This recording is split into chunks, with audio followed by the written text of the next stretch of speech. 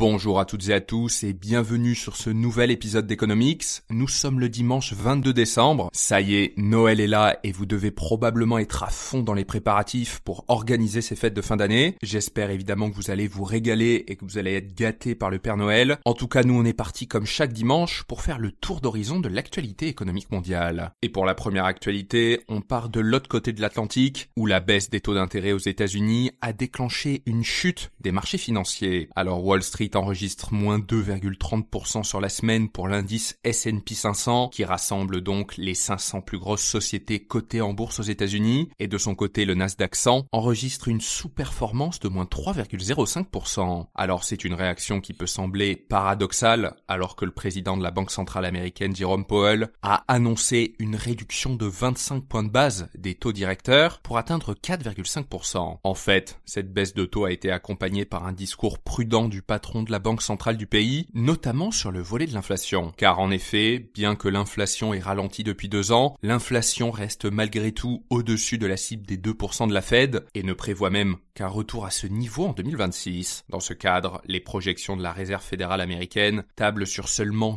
2 baisses de taux en 2025 face à l'incertitude de la remontée de l'inflation, d'autant plus que les membres de la Fed prévoient désormais une croissance économique américaine plus forte que prévu, à 2,5% en 2024 et 2,1% en 2025. Autrement dit, l'économie américaine est robuste et les experts craignent donc une résurgence de l'inflation dans les prochains mois, ce qui explique une projection de baisse de taux plus faible que prévu pour calmer la surchauffe économique, d'où une réaction négative des indices boursiers à la suite de ces annonces. Enfin, la Banque centrale américaine veut être prudente avec l'arrivée de Trump et l'effet de sa nouvelle politique sur l'économie. Car en effet, le président américain a promis de réduire les impôts, d'augmenter les droits de douane et d'assouplir la réglementation, tout en durcissant les lois sur l'immigration, ce qui pourrait donc naturellement avoir des effets contradictoires sur les perspectives de croissance. Pour la deuxième actualité, on revient en France avec un sombre record, étant donné que le pays va emprunter un montant record de 300 milliards d'euros en 2025. C'est donc du jamais vu, après avoir déjà emprunté 270 milliards en 2023 et 285 milliards en 2024. Alors ce chiffre inédit de 300 milliards a été annoncé ce jeudi 19 décembre par l'agence France Trésor, qui est en fait tout simplement l'organe gestionnaire de la dette de l'État. Et l'un des premiers objectifs de cet emprunt pour l'État est de rembourser à ses créanciers les prêts qui arrivent à échéance. Pour bien comprendre, en fait, l'État emprunte de l'argent sur les marchés financiers pour rembourser ceux qui prêtent à la France. On appelle ça dans le milieu faire rouler la dette. Et dans les chiffres, selon l'agence France Trésor qui gère donc la dette, cette donnée représentera 174,8 milliards d'euros en 2025, soit quasiment 20 milliards de plus qu'en 2024. Et en plus de ce montant colossal, l'État doit aussi financer son déficit en 2025, qui est donc la différence entre ses recettes et ses dépenses. Et selon l'agence, il devrait s'élever à 135,6 milliards d'euros, et ces nouveaux emprunts vont naturellement faire gonfler la dette de la France, qui a d'ailleurs été relevée à plus de 3300 milliards d'euros cette semaine par l'INSEE, un nouveau record. Mais ce n'est pas la seule conséquence de ces emprunts. Pour la France, emprunter massivement implique aussi de payer plus d'intérêts, qui sont estimés pour l'année prochaine à 55 milliards d'euros, soit 4 milliards de plus qu'en 2024. En comparaison, le premier budget de l'État, qui est donc l'éducation, s'élèvera autour des 65 milliards d'euros en 2025 et celui de la défense autour des 50 milliards. Pour la troisième actualité, on reste sur le volet de la situation financière de la France, avec une agence de notation internationale qui a sanctionné le pays. Alors en abaissant la note de la France de AA2 à AA3, soit l'équivalent d'un 17 sur 20, l'agence Moody's rejoint l'évaluation des 2 autres grandes agences, à savoir le S&P, qui a noté la dette du pays avec un AA-, avec une perspective stable, et l'agence Fitch, là aussi avec un double A-,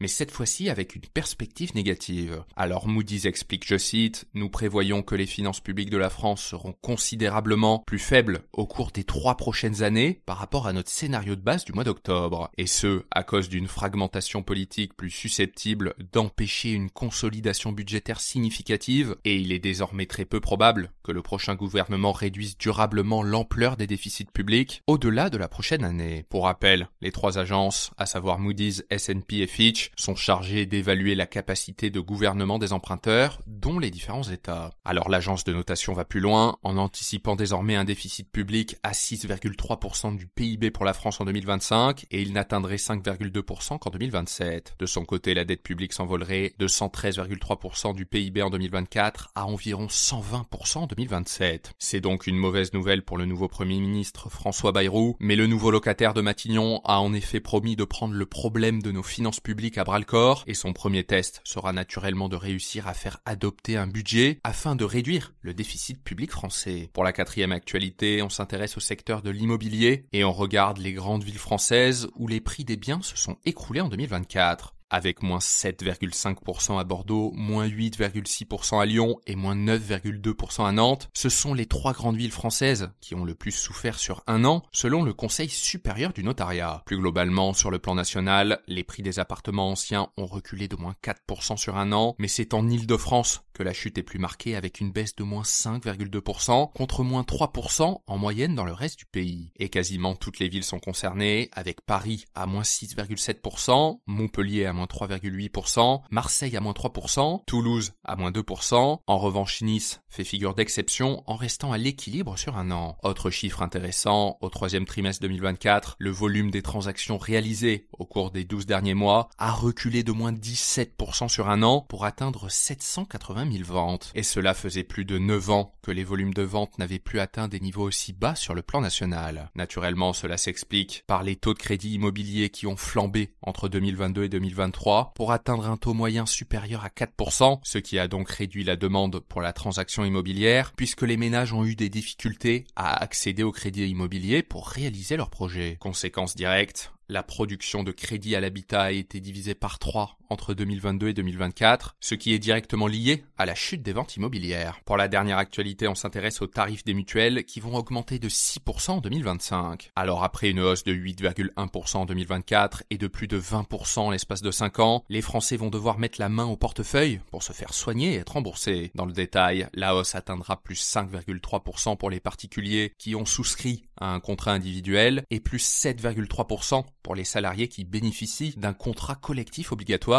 a expliqué la Mutualité française. Alors la fédération explique une hausse structurelle des dépenses de santé en France qui a été estimée à plus 5,2% en 2023 et qui est liée, je cite, selon la Mutualité française, au vieillissement de la population, à l'accès à de nouveaux traitements et technologies médicales et aussi à la meilleure reconnaissance des métiers de santé. Et d'ailleurs, les tarifs des consultations chez les médecins généralistes et spécialistes ont évolué. Typiquement, pour les médecins généralistes, le prix de la consultation médicale passera de 26,50 € à 30 € dès ce 22 décembre. Pour les enfants de moins de 6 ans, la consultation sera facturée 35 € au lieu de 31,50 €. De son côté, les consultations coordonnées chez le psychiatre, neuropsychiatre ou neurologue, actuellement fixées à 51,70 €, leur prix passera à 55 €, là aussi ce 22 décembre. Pour les consultations chez le gynécologue médical, le tarif de la consultation passera de 33,50 € à 37 €. Et plus globalement, le reste à charge, c'est-à-dire la part à payer par le patient ou par la mutuelle, augmentera, ce qui pourrait donc contraindre certaines personnes à différer des consultations ou tout simplement à renoncer à des soins non urgents. Merci beaucoup d'avoir écouté ce podcast. Pensez à mettre une note sur la plateforme sur laquelle vous l'écoutez, ça m'aide énormément à être mieux référencé et je vous souhaite encore une fois d'excellentes fêtes de fin d'année.